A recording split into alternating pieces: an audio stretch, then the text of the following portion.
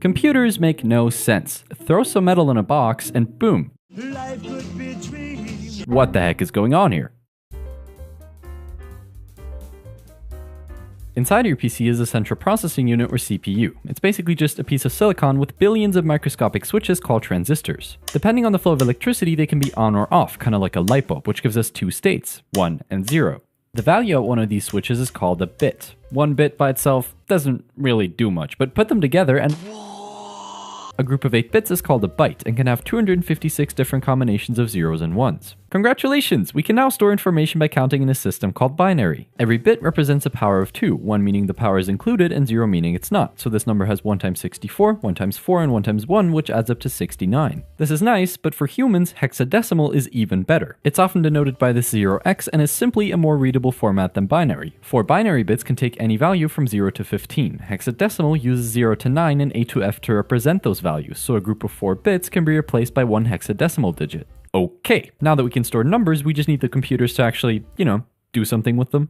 Using transistors, you can make logic gates, which are electronic circuits that encapsulate logical statements. You can think of it as a light bulb with 2 switches, where the light only turns on under certain conditions, for example, only if A and B are on. By combining logic gates in a clever way, you can build circuits that perform calculations according to Boolean Algebra, which is a system formalizing mathematical operations in binary. But even though computers understand zeros and ones, for humans it's not really all that useful. So, using a character encoding like ASCII, we can assign a binary number to each character. When you type in A on your keyboard, it gets translated into this binary code, and as soon as the computer sees this, it says, "Ah yes, that is a capital A," and slaps it on the screen. How these devices fit together is handled by an operating system kernel like Windows, Linux, or Mac, which sits between computer hardware and applications and manages how they all work together, for example with device drivers. Input devices allow you to give the computer instructions with the press of a button, but at the lowest level, computers only understand instructions in machine code, which is binary code telling the CPU what to do and which data to use. When it comes to following these instructions, the CPU is kind of like a genius, just with the memory of a demented goldfish. It can handle any instructions, but it cannot store any data, so it's only really useful with random access memory or RAM. You can imagine it like a grid, where every box can hold 1 byte of information, which can be data or instructions, and has an address so the CPU can access it in 4 steps. Fetch from memory, decode instructions and data, and finally execute and store the result. This is one machine cycle.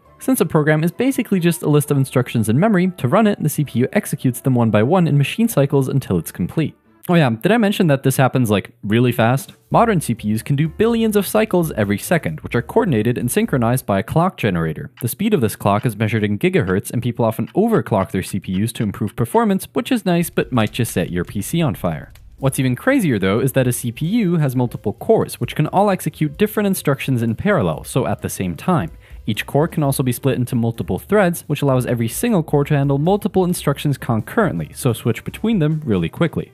Okay, that's cool, but it doesn't matter how powerful a computer is if you have no way to give it instructions in the first place. Typing machine code by hand would probably make you go insane, but luckily, you don't have to. The kernel is wrapped in a shell, which is just a program that exposes the kernel to the user, allowing for simple instructions in a command line interface with text inputs. But the best way to make a computer do something useful is with a programming language, which uses abstraction so that instead of this, you can write code that looks like this, which is then converted into machine code for you. Some languages like Python use an interpreter, which directly tries to execute the source code line by line. Other languages like C or Go use a compiler, which converts the entire program into machine code before putting it in a file the CPU can execute. Now, every programming language has different syntax, but there's some basic tools almost all of them have. The most basic way to use data is with variables, which assigns a value to a name which can then be reused and modified. Depending on the value, variables can have different data types. For text, there's single characters and strings of multiple characters. For numbers, there's integers which can also be signed if they're negative, and floating point numbers for decimal values. They're called floating point because the decimal point can float around to trade off precision with range. This is possible because they use scientific notation. It's some number times the power telling you where to put the decimal point, which is exactly what they look like under the hood. The actual number is stored with binary fractions. Some fractions, like 1/3, can only be approximated in binary with an infinite sum. But since memory is not infinite, you have to cut it off at some point, which leads to rounding errors, causing pretty weird calculations sometimes. If these are not enough, long and double use twice the amount of memory to double the range of ints and floats. Some languages like Python automatically figure out which type a variable is, but in a language like C, you have to explicitly declare the type of a variable. The value of a variable is stored at some address in memory. Pointers are variables whose value is the memory address of another variable, which is denoted by this ampersand. So really, a pointer is just some chunk of memory pointing to another chunk of memory.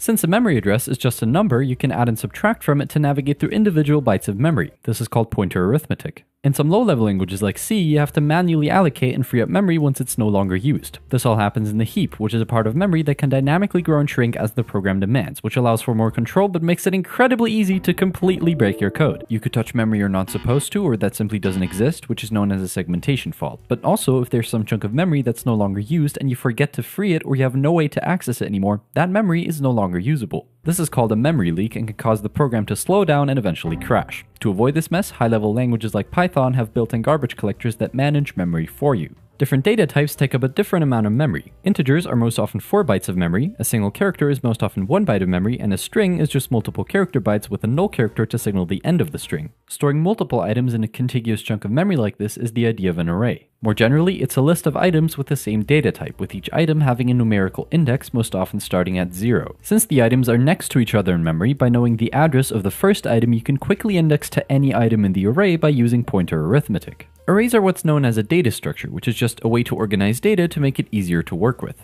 Retrieving values from an array is blazingly fast, but the size of an array is often fixed when creating it, so when it's full you can't add anything, and if you don't use all of it, it's just wasted memory, so a more flexible option is a linked list. It uses nodes containing a value and a pointer to the next node, which allows them to be spread apart in memory. Also, it can grow and shrink dynamically as you can add and remove any node, and you can reorder it by simply rearranging the pointers. This is great, but they can be impractical as you have no way to access the last node except if you traverse every single one before it. But still, both arrays and linked lists are useful as they allow you to create queues and stacks. A stack follows the last in first out principle, just like taking a pancake from a stack. Practically, just imagine a pointer that always points to the item that was last added to the structure. Then you can pop, so remove the last item, which increments the pointer back.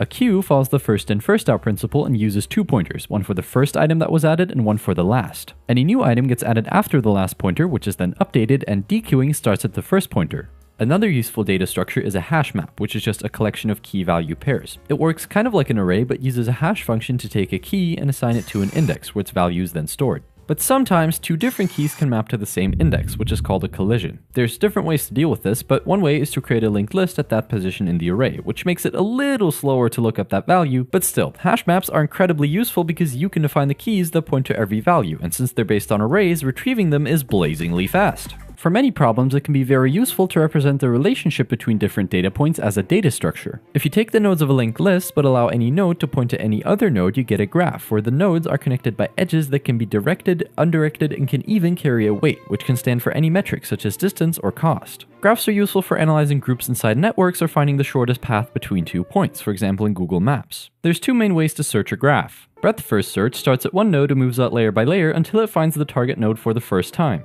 Depth first search explores every single path fully until it reaches a dead end. Then it backtracks to the last node with a different path and continues from there in the same way until it finds the target node.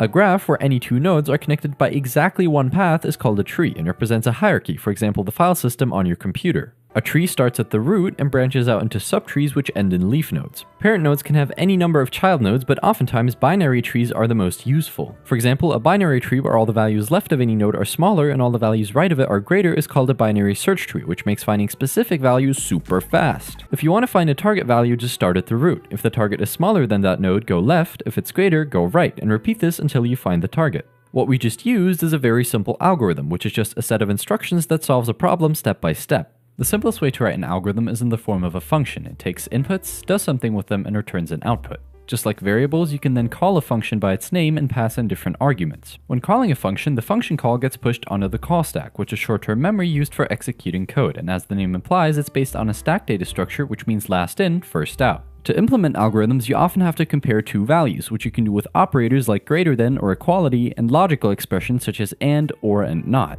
Expressions like these are simple. They can be true or false, which are the possible values of the Boolean data type, and allow you to write conditional statements. If some condition is true, do this, else do that. Booleans can also be used to loop over certain parts of code. One way is with a while loop. While this condition is true, this code will execute. Another way is with a for loop, which can iterate over every element inside a data structure like an array, but can also loop for a specific number of iterations by setting a starting value, incrementing it after each iteration, and setting an upper bound with a condition. Functions can also call themselves, which is known as recursion. This is useful when a problem can be broken down into smaller identical problems, such as calculating 5 factorial, which is just 5 times 4 factorial, which is just 4 times 3 factorial, which is just... But by default, a recursive function will just keep on calling itself forever. This means that it keeps pushing more function calls onto the call stack until stack memory is exceeded in a stack overflow.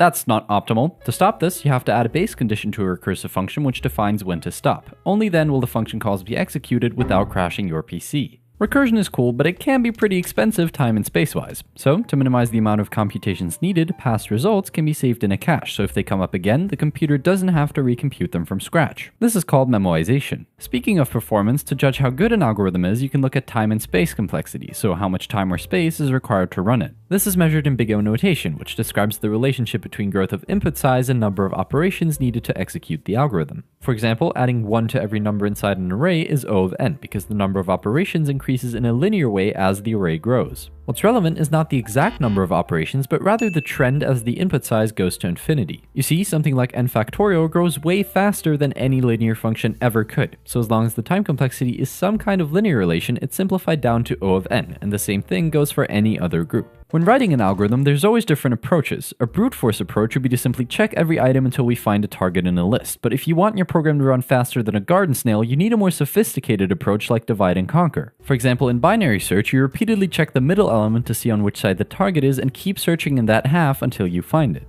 Also, there's different approaches to writing code in general, which are called programming paradigms. Declarative programming describes what the code does, but not how exactly the computer should do it, whereas imperative programming explicitly describes how the computer should achieve a result with detailed instructions. An extension of imperative programming is object-oriented programming, where you can define classes as blueprints for objects, which are single units consisting of data in the form of properties and behaviors in the form of methods. To code a class, you begin by defining the properties as variables and the methods as functions. After encapsulating properties and methods in a class, you can instantiate an object and use the dot notation to work with its properties and methods. Classes make it easy to organize and reuse code because you can define subclasses that inherit properties and behaviors of a superclass but can also extend and override them. For example, a rubber duck subclass might implement quack with a squeak instead. As a result, rubber ducks can be treated as objects of the duck class but behave differently when quack is called, which is the concept of polymorphism. But for some problems, none of these traditional paradigms will work. Let's say you want to make a computer recognize which of these images is a bee. The problem is,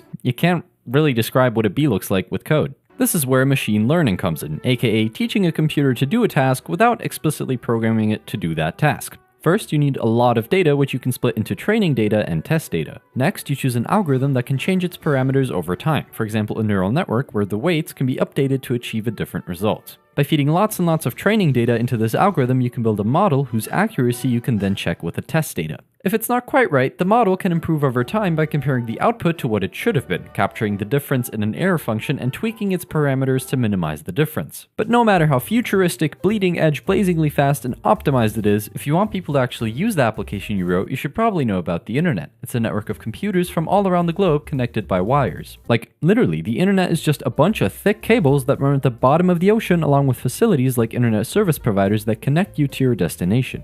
These computers communicate with the Internet Protocol Suite. Every computer on the network has a unique IP address, and two computers can then transfer data with a transmission control protocol. It breaks messages into a bunch of packets, sends them through a network of wires before the receiving end puts the message back together. If you have a poor internet connection, you might have experienced packet loss, which is just if some of these packets get lost along the way. If the internet is the hardware, then the web is the software, which you can use with a browser. Every page on the web has a URL. When you type it into your browser, it looks up the IP address of the server hosting this website with a domain name system, which is like a dictionary mapping domain names to IP addresses of actual servers. After connecting to it via TCP, your browser, called the client, uses the hypertext transfer protocol to send an HTTP request to the server, which then gives a response ideally containing the contents of the web page. The actual website most often consists of 3 parts. An HTML file contains all the content of a website and is basically just a collection of elements, which can be text, links, buttons, and so on. A CSS file controls the visuals and makes a website look nice. But a website is useless if pressing nice-looking buttons does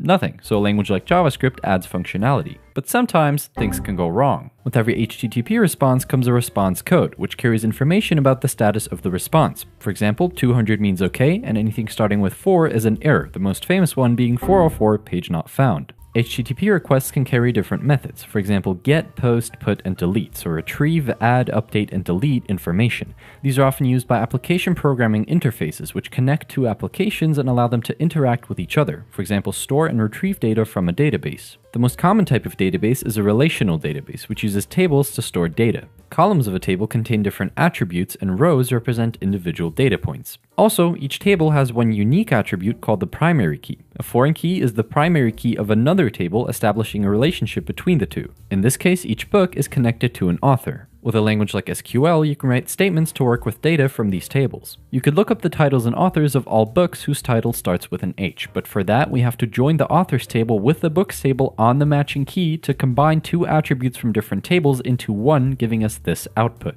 These statements are useful, but you gotta be careful or you might just delete an entire database with one line of code. But don't worry, that's never happened before. Behind every login page is a database with usernames and passwords. When a user tries to log in, an SQL query is often used to check if the user input matches with an entry in the database. That's good, but a devious actor could type something like this, which changes the query by terminating the string early and commenting out the rest, which means as long as this username exists in the database, access is granted. This is called an SQL Injection Attack, and it's one of the easiest ways hackers get places they're not supposed to. Hearing about these concepts is one thing, but to really learn them, you have to see them in action and use them yourself, which is exactly what you can do with Brilliant, which has thousands of interactive lessons for everything from math and data science to programming and AI. They make knowledge stick with visual lessons and interactive problems, which is not only fun and builds intuitive problem-solving skills, but also proven to be 6 times more effective than simply watching hours of lectures. I know that making time to learn new skills can be difficult, but Brilliant makes it so easy. You can build valuable knowledge from the ground up in just a couple minutes a day, with bite-sized lessons from any device, anywhere, anytime. You'll go from the basics of data science to analyzing real datasets from Spotify in absolutely no time, which you can supplement with math fundamentals and programming courses in Python to build one of the most in-demand skill sets of our time. The best part? You can try everything Brilliant has to offer for free for a full 30 days by visiting brilliant.org/wackyscience. You also get 20% off an annual premium subscription. Thanks to Brilliant for sponsoring this video.